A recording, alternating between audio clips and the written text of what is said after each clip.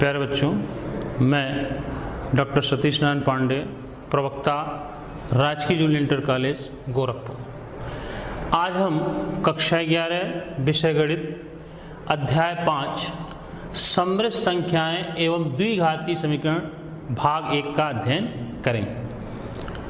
प्यारे बच्चों, सुविधा की दृष्टि से इस भाग को हमने 4 भागों में बांटा है, जिसे हम 4 वादन में पढ़ेंगे। तो पहले हम देख लें वो 4 भाग हमारे क्या क्या है।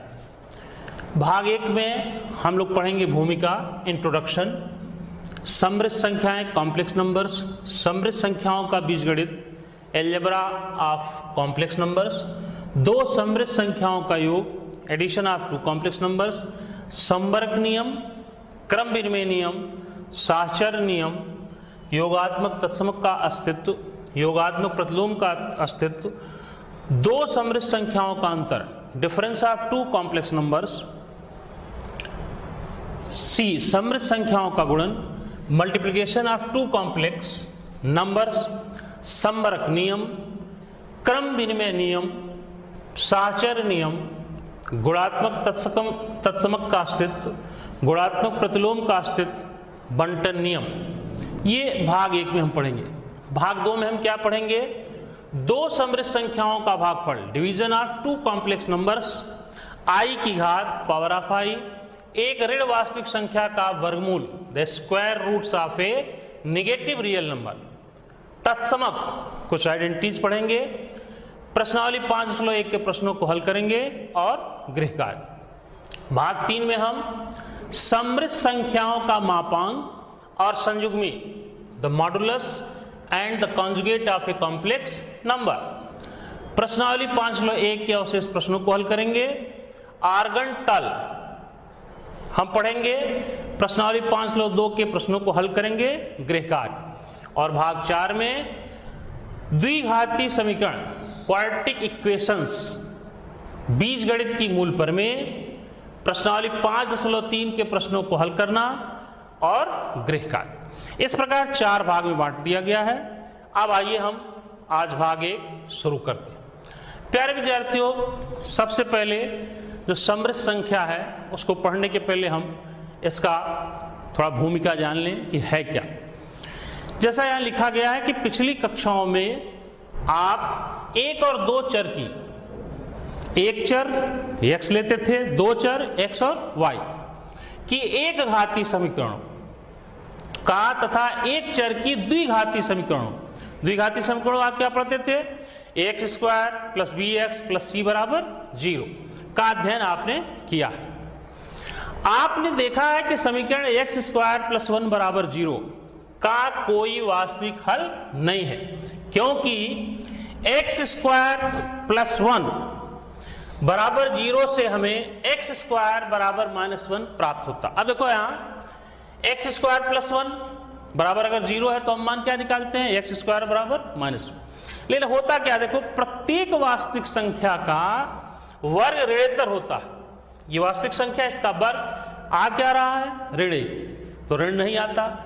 तो अब कह रहा है इसलिए वास्तविक संख्या प्रणाली को बृहत प्रणाली के रूप में बढ़ाने की आवश्यकता, मतलब वास्तविक संख्या से भी कुछ और हमें एक नई संख्या का खोज करना होगा, जिससे कि हम समीकरण एक्स स्क्वायर बराबर -1 का हल प्राप्त कर सकें। वास्तव में मुख्य उद्देश्य हमारा क्या है कि समीकरण x square plus b x plus c बराबर 0 का हल प्राप्त करना है, जहां डी बराबर B square -4ac less than 0। D क्या होता है? डिस्क्रिमिनेंट, विविक्तिकर आप करते हैं, B square -4ac, B A C, यहां से इसका मान निकाल कर आप यहां रखते हैं। अगर वो 0 से छोटा है, 0 से छोटा का मतलब ऋणात्मक है, जो कि वास्तविक संख्याओं की प्रणाली में संभव नहीं है। वास्तविक संख्या के प्रणाली में माइनस का ये वर्ग का मान माइनस आवे, ये संभव नहीं है। तो इसके लिए अब सोचा गया कि अब क्या किया जाए कि उसका मान निकले। तो एक गणितज्ञ थे आइलर, उन्होंने इस पे कार्य किया। तब उन्होंने बताया कि हम कैसे माइनस को हटा सकते हैं। तो देखो उसीलिए समृद्ध संख्या अब यहां शुरू हो रहा, कॉम्प्लेक्स नंबर्स। तो कह रहे हैं कि मान लीजिए √-1, अभी जो आया था आप देख रहे थे, क्या देख रहे थे कि x² बराबर -1। तो इसके लिए कह रहा है कि अगर जो ये माइनस आ रहा है -1, इसका अंडर रूट अगर हम ले लें इस तरह से -1 और इसका नामकरण कर दें i, यही हमें बताए थे वो। तो i अगर हो जाता है तो देखो ये कहा जा रहा कि √-1 को हम i से निरूपित करें, तब i² बराबर -1 होगा। अब आप यहां से देखें कि अगर हम दोनों तरफ वर्ग कर दें तो अंडर रूट हट जाएगा, -1 आएगा और यहां i² आ जाएगा। तो यहां लिखा गया है प्राप्त होता है। तो इसका तात्पर्य है कि i समीकरण x² + 1 = 0 का एक हल है। क्यों? क्योंकि अभी आपने देखा था x² बराबर -1, तो अगर -1 की जगह हम i² रख दें तो x का मान i मिल जाएगा। तो यहां लिखा गया। अब कह रहे हैं कि a + ib के प्रारूप की एक संख्या किस टाइप का है? a है प्लस ib, दूसरे के साथ i लग गया, के प्रारूप की एक संख्या जहां इसमें a और b क्या है? वास्तविक संख्या है, एक समृद्ध संख्या परिभाषित करती है। उदाहरणार्थ 2 + 3i, जैसे यहां लिखा गया है। और आप ले सकते हैं उदाहरण में, यहां ले सकते हैं आप 4 - 3i, कुछ भी ले सकते हैं। तो ये समृद्ध संख्या कहलाती है। तो समृद्ध संख्या को हम लोग साधारणतः कैपिटल Z से प्रदर्शित करते हैं। जब आप काम करेंगे, सवाल लगाएंगे तो हमेशा Z से ही समृद्ध संख्या को निरूपित करेंगे और इस तरह से मान लेंगे a + ib। इसके अलावा और आप मान सकते हैं कि z बराबर x + iy भी लिख सकते हैं, आपकी इच्छा। तो z बराबर a + ib, ये एक समृद्ध संख्या है। इसमें a क्या है और b क्या है? वास्तविक संख्या है। लेकिन जब i लग जाता है तो यह समृद्ध संख्या हो जाता है। तो इसका वास्तविक और काल्पनिक भाग निकाला जाता है। a को कहते हैं real z, real of z, माने z का रियल भाग। वास्तविक भाग क्या है? Real z। अब यहां से अगर आप देखें तो क्या आ जाएगा? a आ जाएगा। फिर आप देखो यहां इमेजिनरी z, काल्पनिक भाग क्या आएगा? b, क्योंकि i से लगा है तो यहां हो गया b। तो इस तरह से हम वास्तविक और काल्पनिक भाग किसी समृद्ध संख्या का निकाल सकते हैं। समृद्ध संख्या बनाते कैसे हैं आपको बता दिया कि z बराबर a + ib के रूप में होना चाहिए। अब a + ib के रूप में आप कुछ भी लिख सकते हैं, x + iy लिख सकते हैं, 4 - 3i कुछ भी लिख सकते हैं। अब देखिए आगे क्या कह रहा है कि दो समृद्ध संख्याएं, अब दो समृद्ध संख्याएं ले लिया गया z1 और z2। तो कह रहा दो समृद्ध संख्याएं समान होंगी। कब समान होंगी? यदि a बराबर c, b बराबर d। कैसे होता है जरा आप समझ लें कैसे होता है। यहां देखें आप, अब जैसे z1 बराबर z2 लिखा गया। अब z1 बराबर अगर हम मान लें a + ib और z2 बराबर क्या मान लें? c + id। तो अगर z1 बराबर z2 है तो निश्चित रूप से इन दोनों में वास्तविक संख्या के बराबर होगी और काल्पनिक संख्या। तो वास्तविक संख्या क्या है? इधर a है तो इधर क्या है? c है, इधर b है तो इधर क्या है? d। यही चीज यहां लिखा गया। तो इसको आप ठीक से ध्यान से समझें। आइए आगे चलते हैं। समृद्ध संख्याओं का बीजगणित। समृद्ध संख्याओं का बीजगणित से तात्पर्य है कि हम जो है समृद्ध संख्याओं का योग करेंगे, घटाना करेंगे, गुणा करेंगे और भाग करेंगे। तो पहला इसमें यह है कि दो समृद्ध संख्याओं का योग। तो दो समृद्ध संख्याओं का योग हम कैसे करेंगे आप देखें। अब आप देखिए दो समृद्ध संख्याओं का योग। अगर हम मान लें कि पहली समृद्ध संख्या हमारी z1 है और दूसरी क्या है? z2 है। तो अब प्यारे बच्चों देखो हम मान सकते हैं कि z1 बराबर a + ib, z2 बराबर C प्लस आई डी। तो अगर हम जोड़ दें तो Z1 प्लस Z2 बराबर क्या हो जाएगा, A plus i B plus C plus i D. तो क्या मिल गया हमें, वास्तविक को वास्तविक के साथ रख दें A प्लस सी, और यहाँ I दोनों में कॉमन हो जाएगा B प्लस डी। अब देखो ये भी समृद्ध संख्या है कि नहीं है, है। क्यों है कि ये वास्तविक है और ये काल्पनिक भाग। तो इस तरह से दो समृद्ध संख्याओं का योग हम निकाल सकते हैं। अब समृद्ध संख्याओं का योग, जो समृद्ध संख्या होती है, योग में आप कक्षा 6, 7, 8 सभी जगह से पढ़ते आ रहे हैं कि पहले जैसे प्राकृतिक संख्या होती थी, पूर्ण संख्या होती थी, इस तरह से आप उसमें पढ़े हैं कि वो संवर्ग नियम का पालन करती है, क्रम विनिमय नियम का पालन करती है, साहचर्य नियम का पालन। तो वही चीज यहां भी दिखाना है आपको कि समृद्ध संख्याएं भी संवर्ग नियम का पालन करती हैं, क्रम विनिमय नियम का पालन करती हैं, साहचर्य नियम का पालन करती हैं। इस तरह से कुछ हम यहां आपको हल करके दिखाएंगे, शेष आप करेंगे। सबसे पहले हमारा है संवर्ग नियम। तो संवर्ग नियम में हम क्या दिखाएंगे कि अगर दो समृद्ध संख्याएं हैं Z1 और Z2, क्या है, समृद्ध संख्याएं हैं, संख्याएं हैं, तो Z1 प्लस Z2 भी समृद्ध संख्या होगी, ये हमें दिखाना। तो Z1 प्लस Z2 भी समृद्ध संख्या होगी। तो देखो हम यहां कैसे दिखाते हैं। अगर हम मान लें कि Z1 बराबर x प्लस आई वाई और Z2 बराबर मान लें a प्लस आई बी। तो अब Z1 प्लस Z2 जब हम करेंगे तो Z1 प्लस Z2 क्या हो जाएगा, वास्तविक का वास्तविक में जुड़ जाएगा तो हो जाएगा x प्लस a, और देखो काल्पनिक एक साथ जोड़ दें तो i कॉमन हो जाएगा y प्लस b। तो देखो ये भी हमारा क्या है, समृद्ध संख्या है। तो वही कहा जाता है कि अगर Z1 समृद्ध संख्या है, Z2 समृद्ध संख्या है, तो Z1 प्लस Z2 भी क्या होगा, समृद्ध। यही संवर्ग नियम है। जैसे आप पढ़ते थे, क्या पढ़ते थे, यहाँ पढ़ते कि अगर 2 नेचुरल नंबर है, 3 नेचुरल नंबर है, तो 2 प्लस 3 बराबर क्या हो गया, 5। तो ये भी तो नेचुरल नंबर। यही हमारा संवर्ग नियम कहलाता है, क्लोजर प्रॉपर्टी। क्रम विनिमय नियम आप देख लें, यहां क्रम विनिमय है, संवर्ग नियम है, फिर यहां आगे देखें साहचर्य नियम है, योगात्मक तत्समों का अस्तित्व है, योगात्मक प्रतिलोम का अस्तित्व है। तो इसमें हम साहचर्य बता देते हैं, क्रम विनिमय आप कर लेंगे। तो साहचर्य जानने के लिए देख लें हम। अब आप पहले से ही पढ़ चुके हैं कि साहचर्य नियम होता क्या है।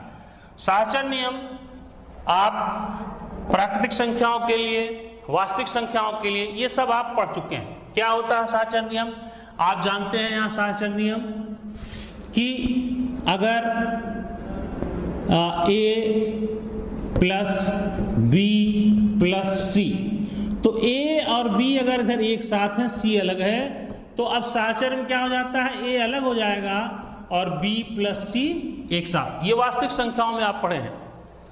तो उसी का ठीक प्रयोग हम यहां करेंगे। क्या करेंगे कि साहचर्य नियम में हम मान लेंगे, अब देखो c जो कॉम्प्लेक्स नंबर होता है उसको c से भी हम डिनोट करते हैं। तो यहां लिख सकते हैं कि Z1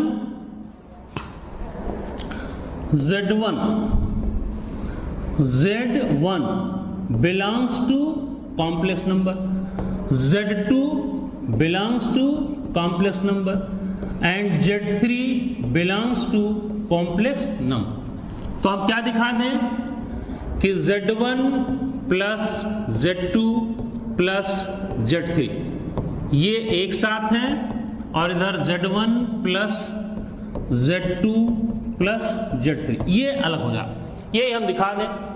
तो देखो Z1 हम मान सकते हैं, यहां हम कर दिखा दे रहे हैं आपको कि Z1 बराबर मान ले रहे हैं A प्लस IB, Z2 बराबर C plus ID and Z3 बराबर E प्लस IF।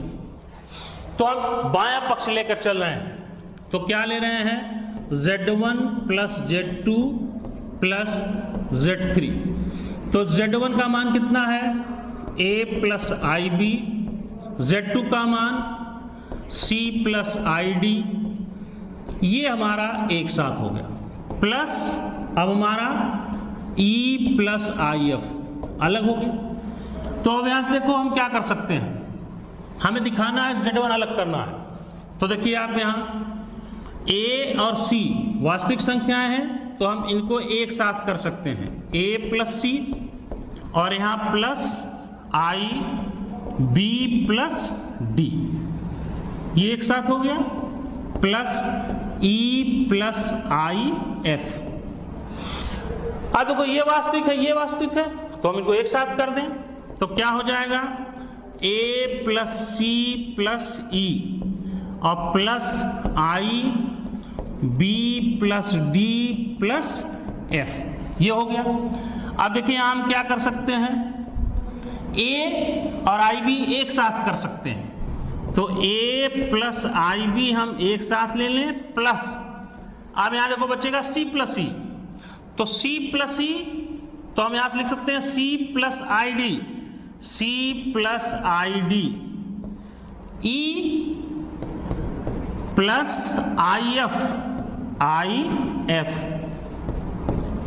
अब देखो आप A प्लस IB आपने क्या माना है Z1, तो क्या हो गया Z1 प्लस ये Z2 आपने माना है, तो Z2 प्लस Z3, यही आपको प्रूफ करना था कि Z1 plus Z2 plus Z3 बराबर Z1 प्लस Z2 प्लस, सहचर का मतलब सहयोग हो जाता है। देखो यहाँ Z1 Z2 एक साथ हैं, तो यहाँ Z1 अलग हो गया, Z2 Z3 एक साथ हो गया। अब आ जाइए आप, ये महत्वपूर्ण है, योगात्मक तत्समक का अस्तित्व और योगात्मक प्रतिलोम का अस्तित्व, कि योगात्मक तत्समक का अस्तित्व क्या होता है। योगात्मक तत्समक का अस्तित्व का अर्थ यह है कि किसी भी संख्या में हम क्या जोड़ें कि उस संख्या पे कोई अंतर न हो।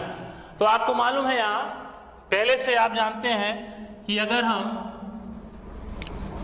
देख लें यहाँ कि अगर हम मान लो कोई संख्या A है, तो इसमें क्या जोड़ दें, शून्य जोड़ दें, तो कोई अंतर नहीं आता। तो इसी तरह से यहाँ योगात्मक तत्समक के लिए मान लो Z कॉम्प्लेक्स नंबर है, समृद्ध संख्या है, इसमें क्या जोड़ दें, तो शून्य जोड़ देंगे, तो क्या आ जाएगा, फिर वही आए। लेकिन यहां कॉम्प्लेक्स में शून्य को दिखाएंगे कैसे, शून्य को दिखाने के लिए शून्य प्लस I डॉट शून्य, हालांकि इसको हम शून्य से ही रिप्रेजेंट करते हैं। शून्य का अर्थ है समृद्ध संख्या में शून्य प्लस I डॉट शून्य, तो इसका योगात्मक से क्या होगा, शून्य प्लस I डॉट शून्य। अर्थात अगर हम Z बराबर क्या मान लें, x प्लस IY प्लस, अब शून्य का मान क्या हो गया, शून्य प्लस I डॉट जीरो। तो अब अगर इसको हम जोड़ दें तो क्या आ जाएगा, x में जीरो तो x आ गया, IY में जीरो IY, तो यही तो बराबर Z है। तो इस तरह से योगात्मक तत्समक क्या हो जाएगा, जीरो। जीरो को कॉम्प्लेक्स में समृद्ध में कैसे लिखेंगे, जीरो प्लस I डॉट। योगात्मक प्रतिलोम का अस्तित्व, अब देखो प्यारे बच्चों ये भी आप जानते हो, योगात्मक प्रतिलोम का मतलब ये होता है जैसे मान लो A है, अब इसमें हम क्या जोड़ दें कि दोनों का योग शून्य हो जाए, यही होता है। तो अगर हम यहां से x का मान निकालें तो ये उधर जाएगा, क्या आ जाएगा, माइनस। मतलब क्या हो गया कि A में माइनस A जोड़ दें तो मान क्या होगा, शून्य हो जाएगा।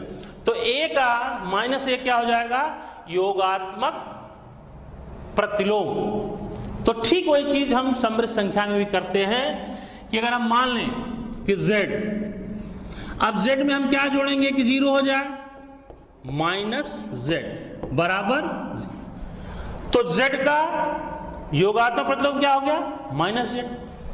तो Z का योगात्मक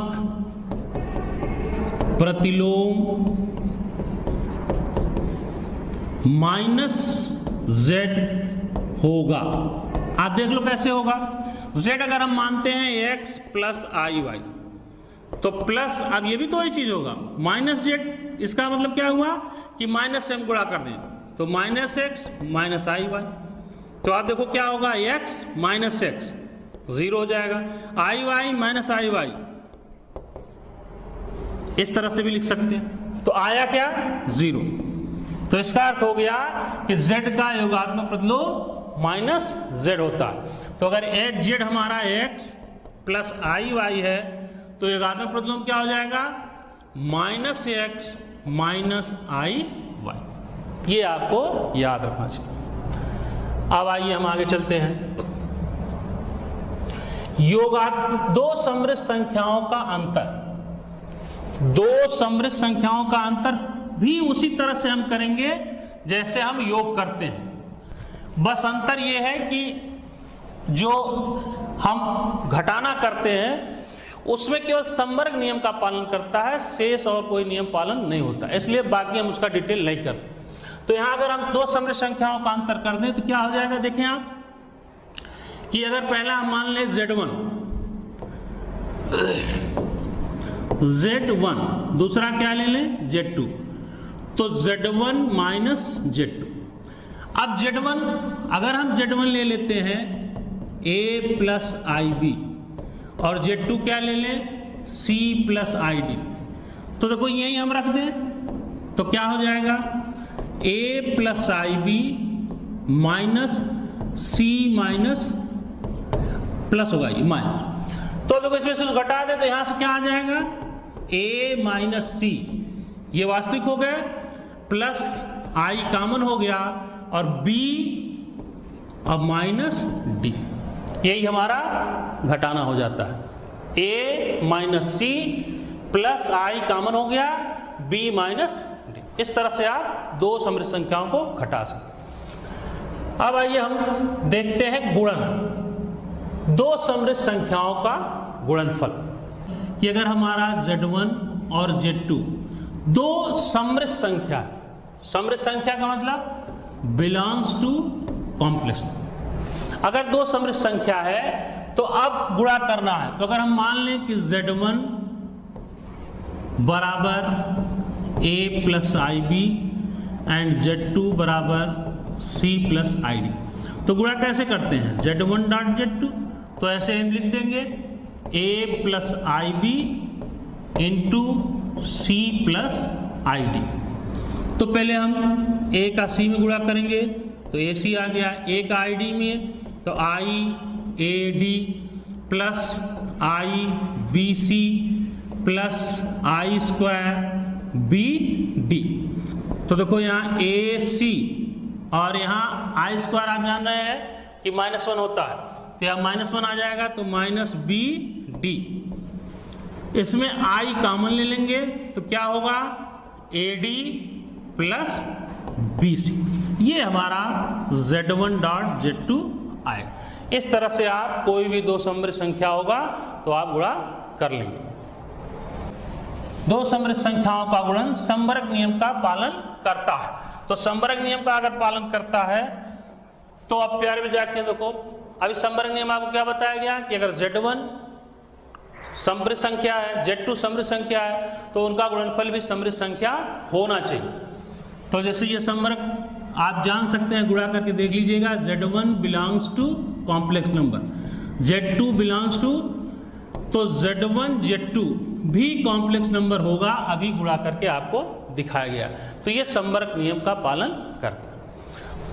अब क्रम विनिमय नियम, यहां हम क्रम विनिमय नियम आपको बता दें, वास्तविक संख्याओं में आप क्या करते थे, देखिए A डॉट B बराबर B डॉट, गुणन में यही करते थे। तो ठीक ये चीज हमें यहां में सिद्ध करना है, तो हम ले लेंगे, मान लेंगे कि Z1 बराबर A plus i B and Z2 बराबर C प्लस आई डी। तो हमें प्रूफ करना है Z1 Z2 बराबर Z2 डॉट Z2।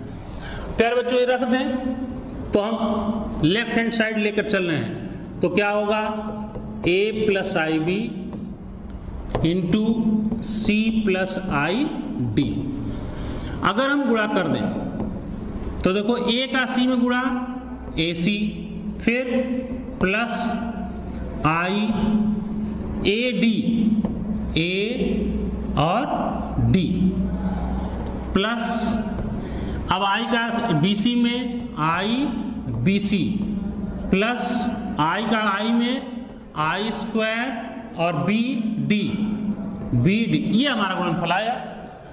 तो अब आप जानते हो, यही देख लो, वास्तविक संख्या में आप जानते हैं ए डॉट बी बराबर बी डॉट ए हम लिख सकते हैं। तो यहाँ भी ए सी जो दे रहा है ए सी बराबर सी ए आप लिख सकते हैं। इसी तरह से ए डी बराबर क्या लिख सकते हैं, डी ए। इस तरह से जितने भी हैं हम वास्तविक संख्याओं में जो होता है क्रमविधि में उसका हम प्रयोग कर सकते हैं। तो उसके हिसाब से यहाँ क्या हो जाएगा, देखो सी ए लिख सकते हैं प्लस आई, डी ए लिख सकते हैं प्लस आई, सी बी लिख सकते हैं प्लस आई स्क्वायर, डी बी लिख सकते हैं। अब जरा देखिए इन दोनों में कॉमन ए हो रहा है, तो ए अगर हम कॉमन ले लें तो क्या बच जाएगा, सी प्लस आई डी। इन दोनों में कॉमन क्या हो रहा है, प्लस आई और बी कॉमन हो रहा है, तो यहां बचेगा सी प्लस आई डी। दोनों में कॉमन क्या हो गया, C प्लस आई डी और A प्लस आई बी। अब C प्लस आई डी आपने क्या माना था, Z2, और ये क्या हो गया Z1, तो सिद्ध हो गया Z1 डॉट Z2। यही हमें प्रूफ करना था। तो इस तरह से आप कर सकते हैं। दूसरा तरीका ये भी है कि दोनों का मान रख के गुणा करके दिखा दें कि दोनों के मान आपस में क्या है, बराबर। इस तरह से इसको आप हल कर सकते हैं। तो साचर नियम कर लीजिएगा। अब हम आगे चल रहे हैं। गुणात्मक तत्समक का अस्तित्व। गुणात्मक तत्समक का अस्तित्व में आप देख लें, वही चीज जैसे अभी आप योगात्मक कर रहे थे उसी तरह से गुणात्मक में भी आता है। क्या आता है कि ऐसे किसी संख्या में किस संख्या का गुणा करें कि उसके मान में कोई अंतर ना आवे। तो जैसे आप जानते हैं कि पहले आप करते हैं रियल संख्या में, वास्तविक संख्याओं में, जैसे मान लो हमें a लिखना है, तो a में किसका गुणा करें कोई अंतर ना आवे, तो हम जानते हैं कि a में 1 ही ऐसा है जिसका गुणा करें तो कोई अंतर नहीं आएगा, क्योंकि a डॉट 1 बराबर a हो जाएगा। तो ठीक यही चीज यहां भी करेंगे, गुणात्मक तत्समक का अस्तित्व। तो क्या होगा, अगर हम z ले लें इंटू 1, लेकिन अब देखो 1 समृद्ध संख्या नहीं है, z हमारा क्या है, z बिलोंग्स टू c, समृद्ध संख्या है, तो z डॉट 1। तो इस 1 को हम अगर z का मान लें कि z बराबर x प्लस आई वाई, तो 1 को हम ऐसे लिख सकते हैं 1 प्लस 0 इंटू आई। कोई फर्क पड़ेगा नहीं पड़ेगा, फिर 1 आ जाएगा, लेकिन अब ये समृद्ध संख्या होगी। तो अब अगर हम z डॉट 1 लिखें तो क्या मिलेगा, x plus y into 1 plus 0 into i. तो देखो x प्लस आई का 1 में गुणा होगा तो क्या होगा, x प्लस आई वाई, और x प्लस वाई का 0 में गुणा 0 हो जाए, तो x प्लस आई वाई फिर क्या मिल गया, z। तो z डॉट 1 बराबर z। तो इस तरह से गुणात्मक तत्समक क्या होगा, 1 को क्या लिखेंगे, 1 प्लस 0 इंटू आई।